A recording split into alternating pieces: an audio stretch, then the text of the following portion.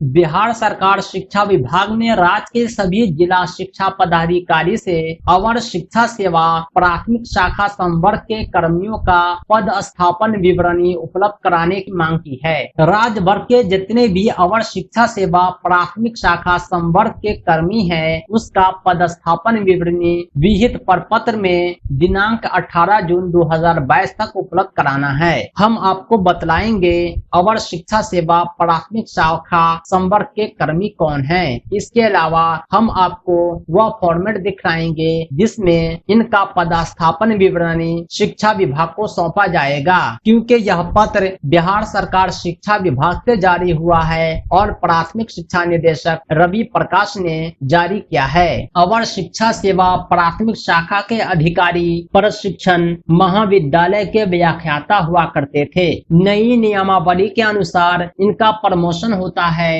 और वे अधिकारी निरीक्षण, प्रशिक्षण एवं शिक्षण के विभिन्न पदों पर कार्यरत हैं। कोई प्रखंड शिक्षा पदाधिकारी है तो कोई बुनियादी विद्यालय के प्रधानाध्यापक हैं, कोई शिक्षक प्रशिक्षण कॉलेज के व्याख्याता हैं तो कोई विद्यालय अवर निरीक्षक हैं। इन सभी शिक्षकों का पदस्थापन विवरणी दिनांक 18 जून 2022 तक शिक्षा विभाग को सौंपना है। इसके लिए शिक्षा विभाग ने 3 फॉर्मेट जारी किया है, जो 3 प्रकार के अवर शिक्षा सेवा के कर्मियों के लिए है। जो व्याख्याता हैं उनके लिए ये प्रारूप है। शिक्षक प्रशिक्षण संस्थान का नाम लिखना है, पदस्थापित प्रखंड शिक्षा पदाधिकारी का नाम, वर्तमान में किस प्रखंड के प्रखंड शिक्षा पदाधिकारी हैं। इसके अलावा इनको गृह जिला और जन्म तिथि लिखना है, इनका संबंध किस जिले से है और इसकी जन्म तिथि क्या है। वर्तमान प्रखंड में पदस्थापन तिथि, रिक्त की स्थिति में रिक्ति की तिथि लिखना है, यानी वर्तमान में किस प्रखंड में ये पद स्थापित है उस प्रखंड का नाम अंकित करना है। संबंधित कर्मी का निजी मोबाइल नंबर, अवर शिक्षा सेवा के जो संबंधित कर्मी है उसका निजी कॉन्टैक्ट नंबर अंकित करना है।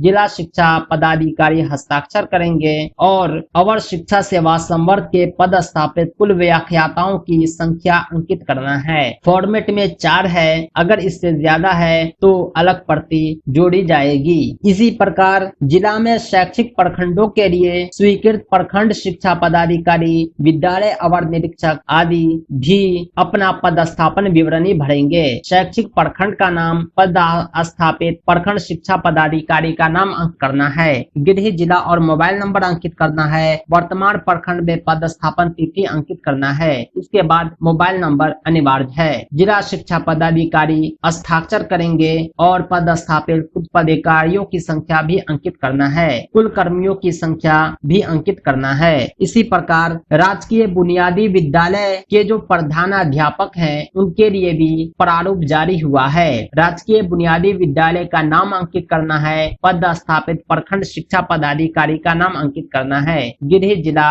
और जन्म तिथि अंकित करना है। मोबाइल नंबर अंकित करते ही जिला शिक्षा पदाधिकारी हस्ताक्षर करेंगे और सारा डिटेल बिहार सरकार शिक्षा विभाग को पहुंचा दिया जाएगा। अंतिम तिथि है दोस्तों, वीडियो को अंत तक देखने के लिए आपका बहुत बहुत धन्यवाद। इसी तरह की इंफॉर्मेटिव वीडियोज के लिए, ज्ञानवर्धक जानकारी के लिए हमारे YouTube चैनल टीचर रहमत को जरूर सब्सक्राइब करें। साथ ही साथ इस वीडियो को लाइक और शेयर करें। यह वीडियो आपको कैसा लगा कमेंट करके जरूर बतलाएं।